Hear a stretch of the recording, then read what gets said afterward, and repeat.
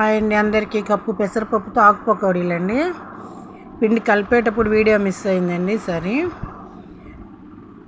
ఒక కప్పు పెసరపప్పు కుక్కర్లో పెట్టుకోవాలండి. 2 కప్పులు వాటర్ పోసుకొని మెత్తగా పేస్ట్ అయిపోద్దండి. మిక్సీ పట్టుకోవాలి. ఎక్కడన్నా పలుకు ఉన్నా కానీ డౌట్ ఉండదు. మిక్సీ పట్టుకుంటే వేడారిన తర్వాత మిక్సీ పట్టుకోవాలి. 4 కప్పులు వరిపిండి వేసుకోవాలి. పొడి బియ్యం పిండి అండి. నువ్వులు ఒక 50 గ్రాములు, కారం 2 స్పూన్లు, 1 స్పూన్నర సాల్ట్ పడుతుందండి. 2 స్పూన్లు ఆయిల్లో స్పూన్ ఉంటుంది కదండి, దాంట్లో 2 స్పూన్లు నెయ్యి వేసుకున్నాను. భలే బౌల్ వచ్చినాయండి రిబ్బన్ పకోడీలు.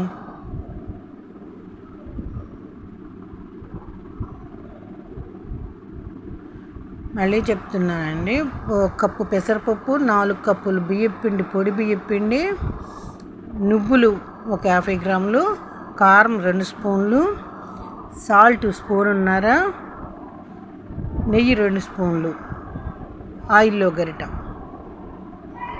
గుంట గరిట ఉంటుంది కదండి.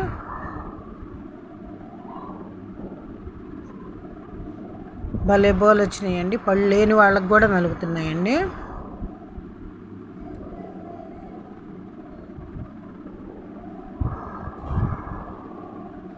వీడియో నచ్చితే లైక్ ఇవ్వండి ఫ్రెండ్స్.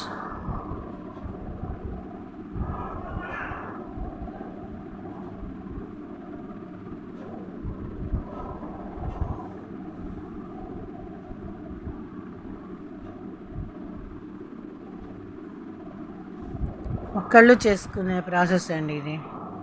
రెండో వాళ్ళ సహాయం అక్కర్లేదు, ఎన్నైనా చేసుకోవచ్చు.